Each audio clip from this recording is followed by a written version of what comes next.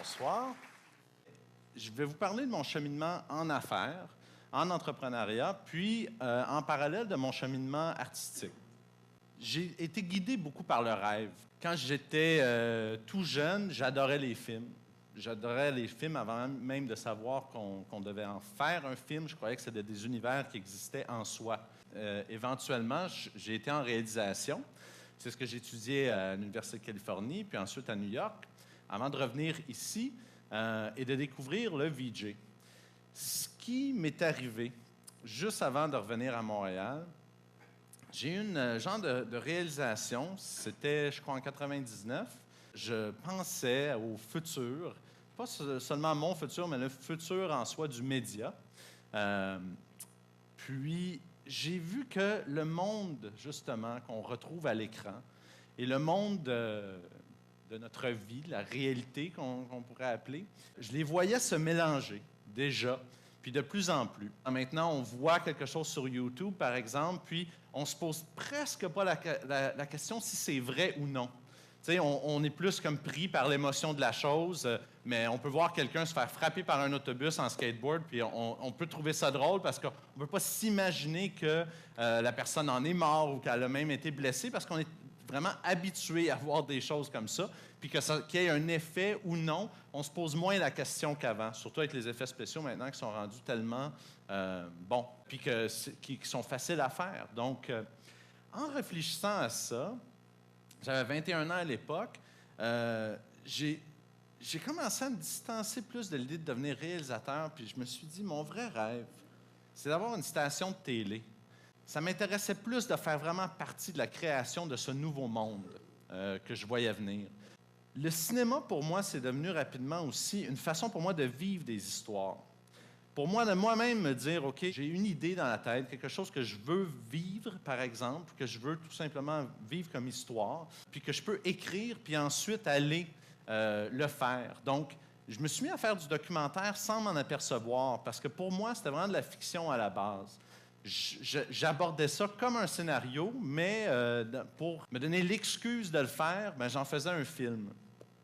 Puis, c'est ce qui m'a beaucoup guidé à devenir justement un cinéaste, puis à sortir aussi de l'écran 16:9 qu'on a l'habitude de voir. Ça, c'est une photo qui a été prise, je crois, la deuxième année de Moment. On venait de rentrer dans les locaux dans lesquels Moment Factory est toujours, sur Hutchison.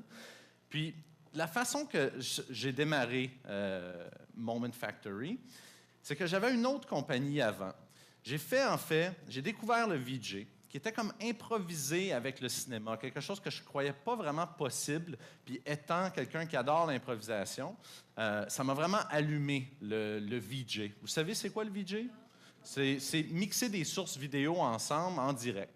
Donc, on voit ça beaucoup. Par exemple, ce que Moment Factory fait, c'est souvent associé à ça. Quand on voit des projections, par exemple, puis que les images dansent au son de la musique, puis que c'est fait en direct, on appelle ça un vidéo jockey. Donc, quand j'ai découvert le VJ, pour moi, c'est comme un instrument de musique dans un sens qui m'a complètement ouvert parce que, soudainement, je pouvais avoir une idée puis l'actualiser à l'instant même. Ben, ça se peut que je crée des choses, que je raconte des choses avec mes images qui sont meilleures que ce que j'aurais réfléchi moi-même. Puis j'ai tellement aimé ça que j'ai été vraiment mauvais à faire de l'argent avec ça au début. Donc, je me suis donné la chance de repartir une business qui n'avait pas de lien avec le cinéma pour m'assurer que j'aime pas trop ça, puis que je change mieux pour ce que je fais. C'est comme ça que j'ai commencé AZ Club. AZ Club, c'était à la base encore du rêve d'une station de télé. AZ Club, c'est un portail avec lequel on créait, c'était en 2001, je crois, c'était encore dans le buzz comment on appelait ça, de l'Internet Bubble. J'ai engagé des gens pour faire un outil pour faire des sites facilement, puis que tous ces sites transactionnels, l'ensemble des produits se retrouvent dans un portail commun. C'est un concept, en fait, que je ne connais pas. Peut-être Etsy ou quelque chose comme ça, un lien avec ça. Mais on avait eu un bon succès, surtout dans l'industrie du meuble, par exemple. On avait fait, je pense, 130 quelques magasins de meubles. Donc, le portail AZ Déco était bien rempli. Puis là où j'ai eu, je pense que j'ai fait un bon coup avec AZ Club, avec ce concept-là, c'est que plutôt que charger un gros prix pour faire la conception du site, je chargeais, je pense, 3 000 au départ pour faire le site. Puis ensuite, c'était 250 par mois par site. Donc, quand les compagnies web se sont mis à moins bien aller avec les années, nous, en fait, on ne faisait que grandir graduellement. Puis, en faisant Z-Club, je me suis vraiment dit, OK, je vais faire comme une station de télé, mais je vais commencer par la pub. À la place de commencer par le contenu, je vais commencer from the ground up. J'ai eu un financement avec cette idée-là au départ que j'ai regretté par la suite parce que je me suis retrouvé à travailler pendant 3 ans plus sur le passé que sur le futur. À avoir développé quelque chose dans ma tête que je me disais, c'est ça que le monde a besoin. Je m'imposais sur le marché. Tandis qu'après 3 ans, en 2000, je pense que c'était l'été 2001 ou l'été 2002, j'ai créé momentfactory.com. Momentfactory.com, au départ, ce n'était pas une compagnie, c'était un simple site. Je faisais encore des films, des moments, ce que j'appelais, parce que ce n'était pas vraiment des courts-métrages, c'était plus des sources vidéo que je mixais ensemble par la suite. Donc, des petites histoires séparées qui venaient créer un narratif plus complet. Donc, momentfactory.com a été lancé en août 2002, je crois, ou août 2001, là, ça m'échappe. Puis, ça crée un buzz. T'sais, en mettant un film par semaine, à une époque où il n'y avait pas encore de YouTube, qu'il y avait seulement comme 3 autres sites qui faisaient de la vidéo, puis qu'il n'y avait pas vraiment de vidéos de ce genre-là, je me suis surtout, je me suis créé une communauté, mais une vraie. C'est pas comme le genre de communauté qu'on peut dire aujourd'hui, qui sont comme un certain nombre de likes sur Facebook, mais vraiment des gens qui sont venus sans qu'il y ait aucune information sur le site. Je me suis mis à recevoir des demandes d'autres vidéastes, d'autres VJ, cinéastes, pour mettre leur contenu sur le site. Cette base-là de gens, c'est encore des gens qui travaillent avec Moment Factory aujourd'hui, puis avec qui je travaille encore pas mal toutes les semaines. Donc, il y a vraiment une base au début des années 2000 autour de moi qui s'est créée à partir de ce site-là. Puis aussi, étant donné que c'était ouvert, qu'il n'y avait pas de description, ça pouvait devenir pas mal n'importe quoi. C'est-à-dire que le nom Moment Factory, c'est peut-être un des meilleurs flashs, une des meilleures idées que j'ai eues de ma vie, parce que c'est venu guider beaucoup qui on est devenu. Après quelques mois, j'avais un ami, Saction, qui avait loué un espace. Il ne savait pas trop pourquoi, mais il avait le goût de faire des choses. Puis il faisait lui aussi du VJ. Quand j'ai parlé du site, puis comment ça allait bien, puis qu'il y avait comme une demande, mais que je ne savais pas trop comment y répondre, Saction étant vendeur de nature, lui faisait des décors en cinéma, puis il a dit « Ah, ben on avait dit qu'on ferait quelque chose, ça, ben faisons ça, t'aimes-tu le nom? » Alors, c'est comme ça que Moment Factory a démarré. Ça, c'est Saki. Ça, c'est Jason. Saction, lui, était en décor. Moi, je venais du cinéma. Donc, le mariage de ces deux-là n'aurait pas été complet pour vraiment créer ce qui est devenu Moment Factory sans Dominique Audet dans le centre. Dominique, on le voit dans l'arrière, c'est lui qui nous backait. C'est-à-dire que tout au niveau de la technique, tout ce qui est technologique, lui s'assurait en fait que ça fonctionnait. Fait que moi, j'avais beau avoir des belles idées de concept, tout ça, Saction savait vraiment les amener dans l'environnement d'une façon à ce qu'on mélange décor, éclairage, fumée, architecture et finalement projection sur des écrans. C'est comme ça que j'ai vraiment abordé tous les projets qui ont suivi pour moi pour les 8 prochaines années. C'est-à-dire qu'avec Moment Factory, un projet, c'était pas nécessairement de rentrer puis de faire un background de show ou d'habiller un environnement, c'était de créer une histoire par le médium que je vous disais tout simplement, et qui était la vie. Donc, tout ce qui était à notre portée, qui était déjà dans l'ambiance d'un endroit, dans l'ambiance d'un événement, dans le narratif que les gens vivaient en arrivant à l'événement. J'essaie d'intégrer tout ça pour vraiment raconter quelque chose, pour pas juste leur donner du « wow ». Quand on engage Moment, on en veut plein la vue, tout ça. Puis, pour moi, qui est vraiment dans le narratif, qui aime vraiment beaucoup raconter, c'est pas ça qui était demandé de moi. Ce qui était demandé de moi, en fait, c'était d'aller chercher le plus de technologie pour un budget. Puis ensuite, ce qui venait dans le concept, je dirais que autant au niveau budgétaire que conceptuel, là, c'était comme le dernier 10 En toute honnêteté, ça m'a un peu tanné. J'ai eu une grande expérience. à l'âge de 25 ans. Ça faisait 1 an que Moment Factory était démarré. On va regarder cette bande-annonce. C'est mon premier film, on peut dire.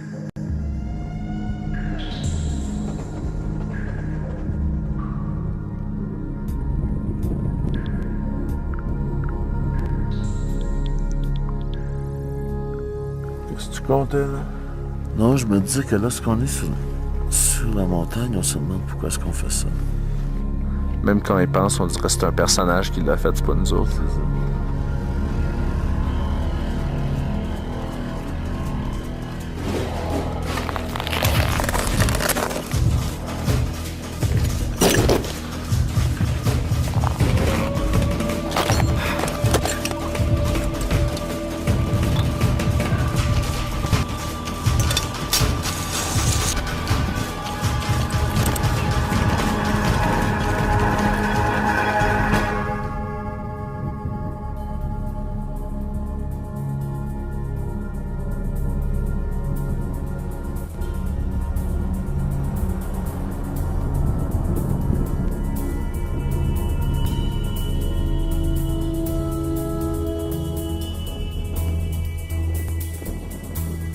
From the highest peak on this beautiful planet, summit of Mount Everest, you're watching Moment Factory.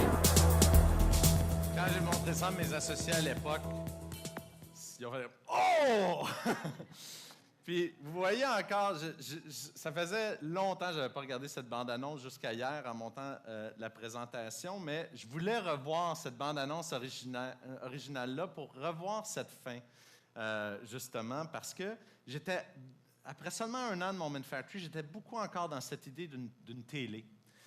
Puis, l'Everest, ou les 7 sommets, quand j'étais en 5e année, j'ai écrit une bande dessinée qui s'appelait « Un homme et son rêve » à propos d'un jeune garçon qui escaladait une montagne parce que son père était mort sur la montagne, qui escaladait le mont Everest, pardon.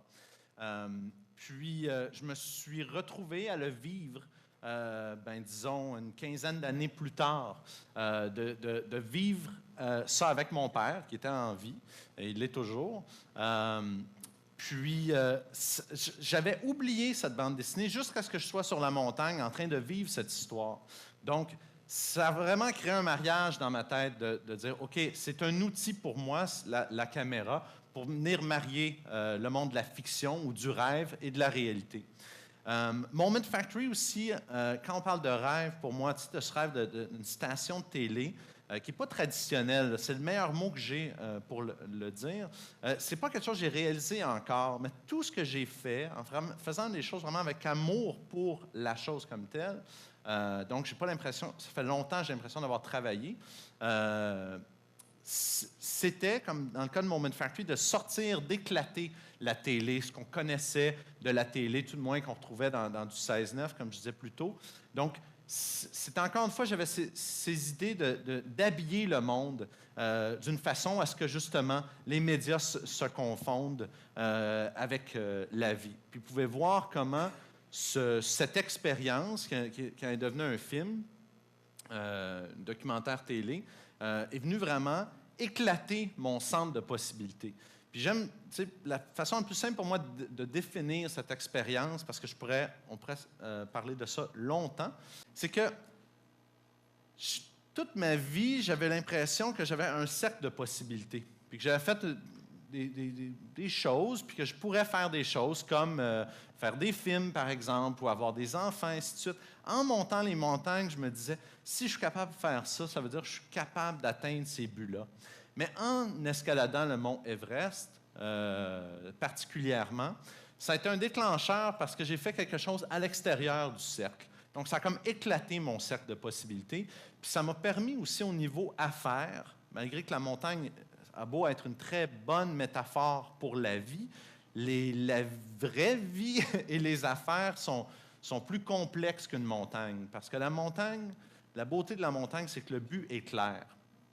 Donc, on sait où on s'en va. On ne sait pas exactement comment on va se rendre, mais on peut vraiment se donner une bonne idée du chemin. Puis, j'essaie toujours de me ramener le plus, dans tout ce que j'entreprends, le plus proche de ça, d'une idée claire de où je veux aller. C'est quelque chose qui vient beaucoup de mon père. Tu sais, de dire, Jason, tant qu'à viser quelque chose, tu bien viser haut, puis de bien viser, tu sais, de savoir exactement où on veut aller. Donc, en abordant ça, par exemple, avec Moment Factory, ce rêve de créer une nouvelle sorte de télé, je me suis retrouvé à développer toute une autre vie, toute une autre business que j'aurais pu m'attendre au départ de cette entreprise, qui s'est avérée, en fait, m'avancer vers ce rêve-là d'une façon inattendue. We take reality and we turn it into fiction. So nothing is staged, everything is real, but in the end, we are making things that are unreal. It's dreams. Ce film-là, c'est 99 Cent Dreams. Je l'ai fait quelques années après The Eye of the Sun. Puis je me suis dit, comment est-ce que je peux tester cette théorie, justement, qu'avec la caméra, je peux vivre n'importe quel rêve. Parce qu'on peut faire n'importe quoi sur l'écran. Il n'y a pas de rêve inaccessible avec les moyens technologiques d'aujourd'hui, même si c'est pour un simple moment. Donc, j'ai pris cette théorie que j'ai appliquée sans trop y penser avec The Eye of the Sun, puis je l'ai amené à des amis. Un rêve, par exemple, celui de mon ami Matt, qui était d'être connu.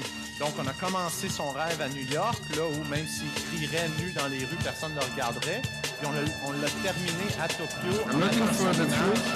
sur les grands écrans de Shibuya, où les Japonais, plutôt fanatiques, le voyant, lui demandaient des autographes tout de suite, le traitaient comme une star. Donc, de faire vivre le moment aux gens. Moi, mon rêve, par exemple, c'était de voyager dans le temps. Donc, dans le contexte du projet, c'est un rêve plus ou moins possible. Ça m'a amené au pôle sud et au pôle nord, là où les lignes du temps se rejoignent. Donc, il y a une certaine désillusion par rapport à vivre ses rêves. Quand on arrive au pôle nord, on voit que le temps ne semble pas bouger, le temps est presque plus arrêté ou très ralenti, plutôt que de voyager dans le temps. Mais encore une fois, c'est de se transporter, même pour l'espace d'un moment, dans un rêve. Donc, et d'utiliser la caméra et le médium, particulièrement du cinéma, pour vivre ces rêves-là. Donc, 99 Cent Dreams est un film qui a été complètement improvisé. J'ai vraiment poussé ce que je faisais au niveau commercial avec Moment Factory pour développer un langage, pour apprendre à vraiment jouer cet instrument, à mixer des moments ensemble pour pouvoir en raconter une histoire sans savoir exactement où elle va m'amener. Puis, donc, le film a été improvisé complètement. Il a été tourné sur les 7 continents. On ne savait pas nécessairement où ça nous amènerait, mais la règle de base, c'était d'y aller. Donc, c'est ce qu'on a fait. Puis, au bout de ce projet-là, j'avais l'impression que j'avais poussé ce côté-là du VJ, puis même du multimédia, dans le sens de Moment Factory, au niveau de l'expression personnelle, tout de moins. J'avais l'impression que j'avais poussé jusqu'au bout. Après 99 Cent Dreams, je trouvais, autant au niveau commercial que personnel, que je me répétais. J'ai eu une petite période de 2-3 ans comme ça, où je me trouvais un peu paresseux par rapport à ce que je faisais, parce que j'étais un petit peu dans la facilité. Je savais un peu ce que les gens, pas pour dire aimeraient, mais ce que je savais que j'étais capable de bien faire. Un des projets personnels que j'ai fait à Moment Factory, qui a été un tremplin par la suite, c'est Nomad. J'ai parti une autre compagnie après 99 Cent Dreams à Moment Factory, que j'appelais Moment Factory Media au départ, pour se concentrer au niveau du contenu. J'ai fait plusieurs projets, beaucoup de publicité, puis d'interactifs, justement, dans les espaces. Mais Nomad Station, qui est pas loin d'ici, qui est un café sur la rue McGill, l'idée a créé... J'ai fait un festival qui s'appelait Nomad Circle, un genre d'activité qui invitait les gens à faire des films dans le contexte d'un lieu spécifique. J'ai commencé à faire des choses en lien avec le mot « nomade ». C'est des écrans tactiles comme ça, avec un contenu original en ligne aussi. Donc, des stations comme ça de contenu. Mais un peu comme Moment Factory, ça a pris une certaine ampleur, ça crée une demande.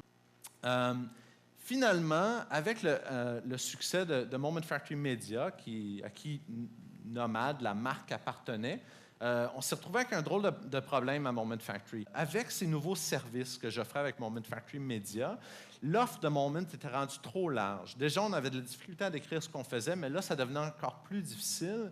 Puis pendant plusieurs mois, on cherchait au niveau des communications comment faire pour justement, est-ce qu'on se met à créer différents noms, Moment Factory Experience, puis tout ça pour diviser les choses. Puis finalement, après un an de travail avec Éric Fournier, qui a travaillé au Cirque du Soleil avant, de la façon qu'on l'avait rencontré au départ, puis qui a travaillé à Bombardier aussi, un gars qui venait vraiment des affaires, travaillait avec nous depuis un an, puis on brainstormait autour de ça, autour de la table à propos de ça, de nos communications, puis il m'a offert, il dit, bien, qu'est-ce qui arriverait? Mettons, moi, je t'achèterais tes parts. Ma réponse tout de suite, c'était, ben, c'est pas à vendre. C'est mon bébé, tout ça. Puis moi, j'avais vraiment un plan très long terme, comme vous savez, par rapport à ça. Puis, mais le soir même, je me suis senti justement comme si c'était la meilleure chose pour moi, que ça irait libérer Moment Factory, qui était vraiment dans un point où je sentais que l'arc, comme ça qu'on dit, un arche ou un arc? Que l'arc était tiré, qui était prêt à partir, en fait. Puis que, à la limite, je le retenais même un peu par rapport à mes ambitions personnelles à moi, que la Moment Factory voulait aller quelque part qui, moi, m'intéressait moins à ce point-là, comme je vous expliquais plus tôt.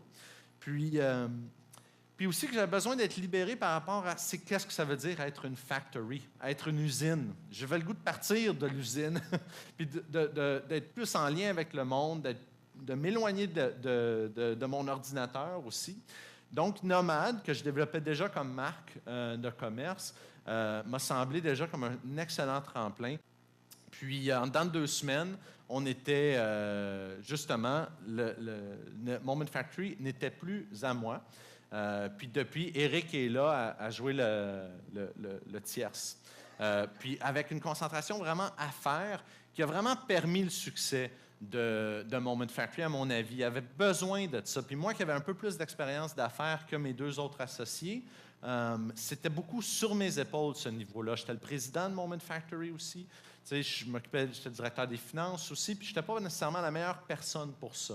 Donc, Éric a vraiment pris Moment puis l'a élevé, à mon avis. Puis, j'aurais pas pu partir sans sentir que ça vivrait bien, si pas mieux, sans moi.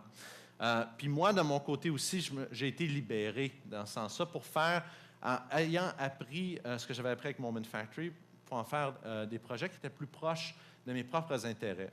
Alors, c'est quoi ces projets-là? Tous les jours, je passais sur Van Horn, en chemin vers Moment de ma maison, proche de ce building qui est au coin là, de Van Horn et Waverly, juste en face d'un parc. Puis, finalement, j'en ai regardé plusieurs autres, mais celui-là, il restait mon rêve. Finalement, j'ai acheté ce building 1 an après ma vente à Moment, qui est un 10 000 pieds carrés, sur 2 étages. On a construit des studios de son en bas, des studios de tournage. Au 2e étage, il y a des hauts plafonds d'une 30aine de pieds qui nous permettent de faire toutes sortes de choses en termes d'événements, des spectacles, ainsi de suite. Puis, je suis rentré là à Nomad Nation, qu'on s'est mis à l'appeler. Je loue de l'espace à des collaborateurs ou des possibles collaborateurs. On est une 50aine dans le building. Puis, c'est une équipe de création comme moi, je n'ai jamais vu avant. C'est ça mon job à la base, c'est faire de la direction de création plus que d'être réalisateur, quelque chose comme ça. C'est comme ça que je gagne ma vie. Puis, j'ai jamais vu ce genre de dynamique-là parce que les gens qui prennent le projet, c'est beaucoup dans l'air du temps. Tu sais, les boîtes de production aujourd'hui, c'est parfois 2 personnes qui travaillent bien ensemble. Puis, ça ne prend pas nécessairement beaucoup plus que ça. Puis, donc, ça m'a permis vraiment de m'adapter à ce marché-là, tout en me gardant bien entouré de super créateurs que je n'aurais pas vraiment les moyens de me payer autrement. Puis, quand ils acceptent un projet, en bas aussi, dans le garage, on peut construire des décors, ainsi de suite. C'est génial. Vous pouvez voir certains événements là, qui se passent là en même temps. Puis, chaque événement, pour moi, c'est comme si le monde vient à moi. C'est comme si, justement, j'ai moins besoin d'avoir les initiatives moi-même. Les choses viennent à l'espace, puis j'ai juste à me lever puis les capter. Donc, je me sens très chanceux de vivre dans ce contexte de création-là, puis ce contexte d'affaires-là aussi, parce que vraiment, les gens viennent à moi beaucoup plus que je vais vers eux, puis c'est un grand avantage. Là, je suis dans les projets personnels, on peut dire. Avec Nomad Nation, qui est un projet d'affaires qui fonctionne bien, évidemment. J'ai l'agence de contenu, qui est Nomad Industries. C'est tout nomade, de toute façon. Puis avec l'agence de contenu, bon, de la façon que je travaille avec les gens, bon, qu'on engage, quand ils prennent un projet, ils ne le prennent pas parce que je l'ai mis sur leur bureau, ils le prennent par choix. Donc, ça devient des partenaires dans chaque projet. Puis ça me permet aussi, ce contexte de travail-là, de mieux choisir mes projets. Parce qu'avec Moment Factory, je me suis retrouvé à un moment donné, après une couple d'années, vers la fin de Moment, à voir mon portfolio, puis voir que ça faisait longtemps que je n'avais pas tourné, que je faisais beaucoup d'animations dans mon portfolio, puis il y a beaucoup de choses, en fait, que moi, je ne faisais pas personnellement, que je dirigeais un peu à distance. Donc, ça m'a vraiment permis de me rapprocher de ce que je peux vraiment amener au projet. Ce qui fait des meilleurs profits aussi. De prendre moins de projets, mais qui me vont mieux, me permet de beaucoup mieux les gérer puis d'amener une vraie différence. Puis quand on m'approchait beaucoup pour faire de l'exécution aussi, parce qu'on se disait, bon, bien, Jason est capable de faire de l'image, il est capable que ça soit beau, voici le concept, le storyboard, please handle it. Puis il y a des gens qui peuvent faire de l'exécution beaucoup mieux que moi. Moi, c'est vraiment dans la création que je peux me différencier. Je pouvais me permettre financièrement to take a step back and to just do projects, de juste voir ce qui se passe, puis de m'impliquer dans les choses qui m'intéressent, puis de faire mes propres projets. J'ai 2 filles. Une, Jane, a 5 ans. La plus jeune, Alix, va avoir 2 ans à la fin du mois. Elle m'inspire énormément. Jane est danseuse. Elle adore danser. Puis, donc, la première année que j'étais à Nomad, j'ai fait un film pour elle.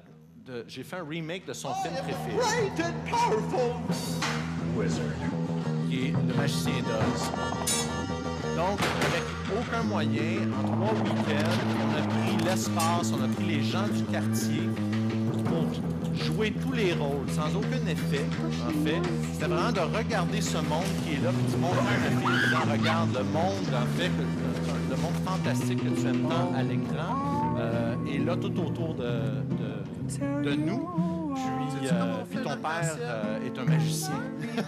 Même, donc, je joue le rôle, par exemple, du magicien.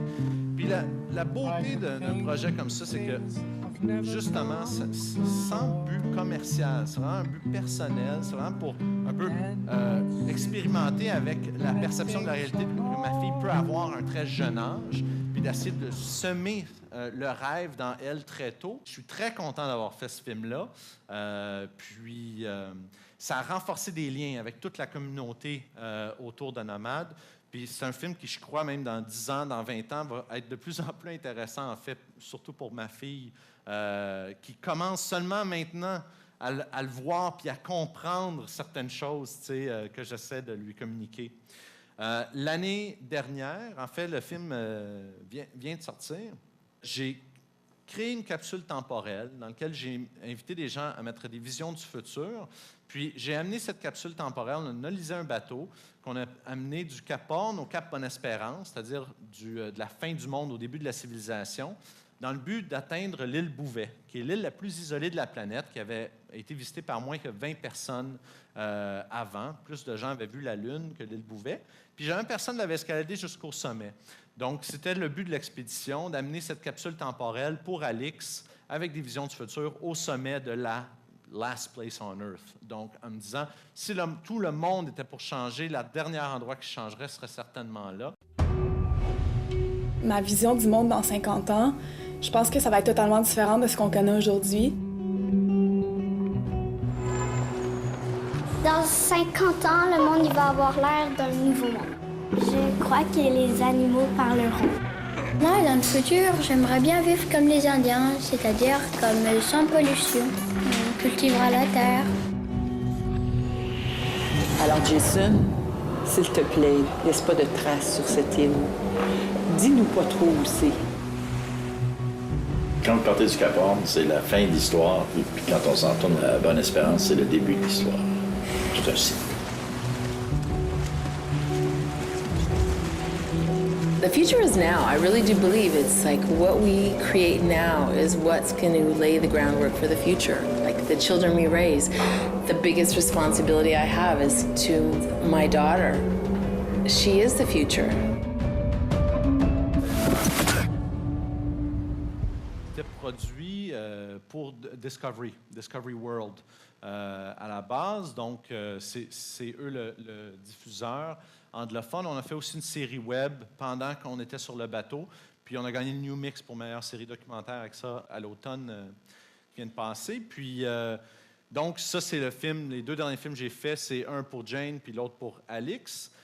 Puis je crois que vous pouvez voir encore une fois ces liens entre la fiction et la réalité et comment justement cette quête pour moi de marier les deux, puis non seulement cette quête, mais c'est devenu un peu ma façon de faire, de faire un trip justement comme Bouvet.